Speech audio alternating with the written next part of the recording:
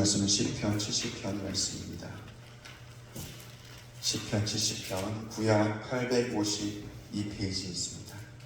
시편 70편의 말씀 한 절씩만 읽고 마지막 줄은 같이 읽도록 하겠습니다. 시편 70편 구약 852페이지에 있습니다.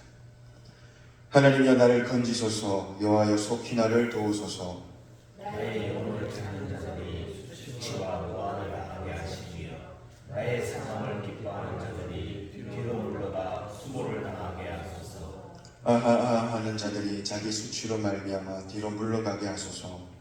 주를 찾는 모든 자들이 주로 말미암아 기뻐하고 즐거워하게 하시며 주의 구원을 사랑하는 자들이 항상 말하기를 하나님은 위대하시다 하게 하소서. 같이 읽겠습니다. 나는 가난하고 궁핍하오니 하나님이여 속히 내게 임하소서. 주는 나의 도움이시요 나를 건지신 이시오니 여호와여 지체하지 마소서. 아멘. 오늘 시편 70편의 말씀은 40편 후반절의 말씀과 약간의 차이 빼고는 똑같은 말씀의 내용을 담고 있습니다. 그래서 많은 학자들이 여러 가지 설을 냈습니다. 설을 낸 게 뭐냐, 70편이 먼저 쓰여졌고 그 이후에 40편 마지막 절들이 쓰여졌다라고 보는 사람들도 있고요, 70편이 오히려 나중에 쓰여졌다라고 보는 사람들도 있습니다. 그리고 또한 71편의 말씀을 보시면 71편엔 표제가 없습니다. 그래서 70편의 말씀을 표제의 역할로서 쓰여졌다라고 보는 어떤 견해도 있습니다. 하지만 이 말씀이 70편의 말씀이 독립된 말씀으로서 우리에게 전해졌기 때문에 우리는 그냥 하나의 독립된 시편의 말씀으로 보는 것이 너무나 당연하다라고 생각이 들고요.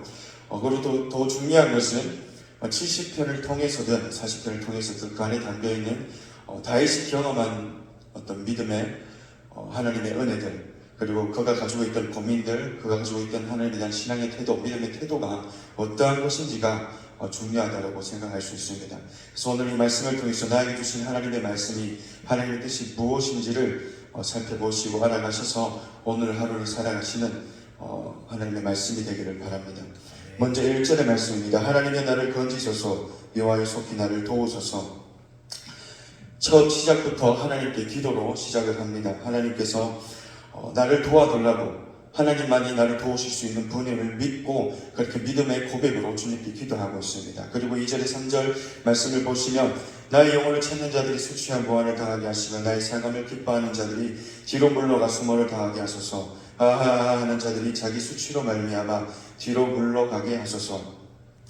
70편의 말씀이 어떠한 상황인지는 정확하게 유추할 수는 없다고 합니다. 정확하게 어떠한 어려움과 어떠한 고통 속에 있는지는 정확하게 알 수는 없다고 합니다. 하지만 우리가 너무나 잘 알고 있듯이 다윗의 인생은 평탄한 인생이 아니었다라는 겁니다.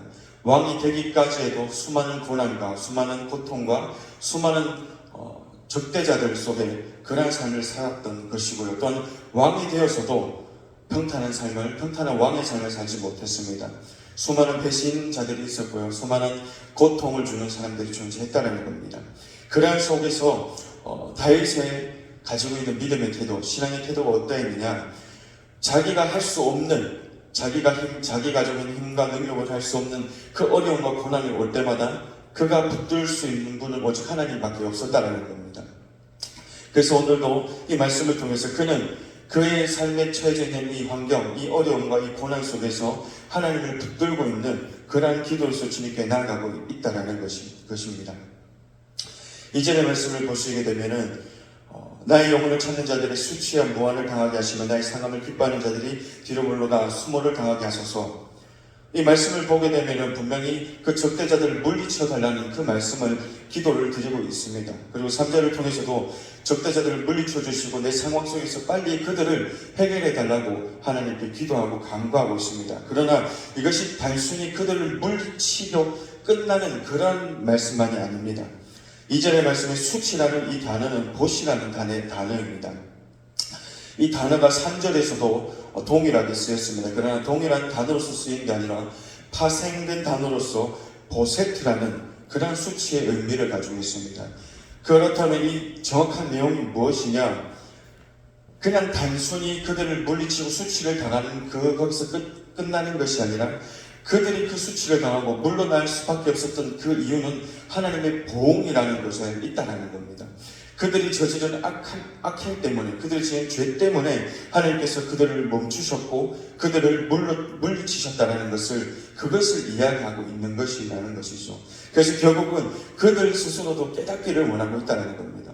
그들이 죄를 범하였고 그들이 악행을 행하고 있는 것들을 하나님 앞에서 깨닫기를 원하고 있다는 것이죠. 그리고 단순히 다윗은 개인적인 기도만을 가지고 하나님 앞에 나오지 않습니다. 4절의 말씀을 보시면 주를 찾는 모든 자들이 주로 말미암아 기뻐하고 즐거워하게 하시며 주의 구원을 사랑하는 자들이 항상 말하기를 하나님이 위대하시다 하게 하소서. 그는 개인적인 그런 기도 제목만을 가지고 하나님께 나온 것이 아니라 공동체적 기도 제목을 가지고 하나님께 나아오고 있습니다.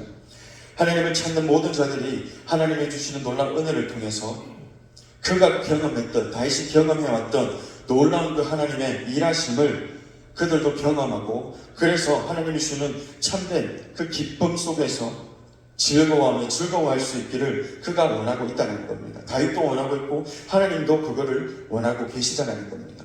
바로 이러한 삶을 주님께서 우리에게도 동일하게 원하고 계시다는 겁니다. 하루를 살아갈 때 물론 다윗처럼 스펙타클한 그런 것을 경험하기는 어렵습니다. 지금 우리가 살아가면서 어떤 생명의 위협을 받고 우리의 생명을 위협하는 그러한 것을 경험하는 건 쉽지가 않죠. 그러한 가운데 하나님께서 그 대적을 물리치시는 그러한 일들은 일어나기가 참 어렵습니다. 하지만 하나님께서 원하시는 건 무엇이냐? 우리의 일상 속에서, 보편적인 우리의 일상 속에서 하나님이 주시는 은혜를, 기쁨을, 즐거움을 누리기를 원하시고 계시다는 겁니다. 그것이 무엇이냐? 바로 하나님의 통치와 다스림에 있다는 겁니다. 하나님께서 내 삶 가운데 개입하시고 내 삶을 인도하시고 내 삶을 이끌어 주실 때, 그때 하나님이 주시는 놀라운 그 은혜, 그 기쁨과 즐거움을 우리가 누리기를 주님이 원하시고 계시다는 겁니다. 그래서 우리의 삶도 이러한 하나님과 동행하는, 하나님과 인격적 만남을 통해서 이 기쁨이 넘치는 성도의 삶이 되기를 바랍니다. 5절의 말씀, 처음과 마지막은 동일합니다. 결국 하나님께 기도로 마지막 마무리도 합니다. 나의 상태를 하나님께 말씀드리죠. 나는 가난하고 궁핍합니다. 하나님여 속히 내게 임하소서. 주는 나의 도움이시오 나를 건지시는 이시오니 유하여 지체하지 마소서. 가난하고 궁핍하다는 것이 우리의 물질적인 것만을 말하는 것이 아닙니다. 우리의 영적인 모든 것이 궁핍합니다. 하나님, 내가 가진 것이 아무것도 없습니다. 그걸 아시는 하나님, 지체하지 마시고 속히 빨리 나에게 오셔서 하나님의 은혜를 부어달라고 그렇게 기도하고 있는 것입니다. 바로 우리의 믿음의 태도도 이래야 된다는 것이죠. 우리의 삶에 안일한 태도로 있는 것이 아니라 매일매일 삶 속에 하나님이 주시는 은혜를 갈망해야 된다는 것입니다. 하나님이 매일 새롭게 채워주시는 그 은혜를 찾아야 된다는 것이죠. 그래서 우리가 하루하루를 사실 때, 그리고 매일의 삶을 살아갈 때 주일만, 공적인 예배만 하나님 주신 은혜를 경험하는 것이 아니라 매일의 삶 속에 삶의 예배를 드릴 때 하나님 주신 은혜를 경험하시는, 그렇게 하나님 주신 능력 속에 살아가시는 성도님들 되기를 바랍니다. 우리 시간 함께 찬양하고 기도하시겠습니다.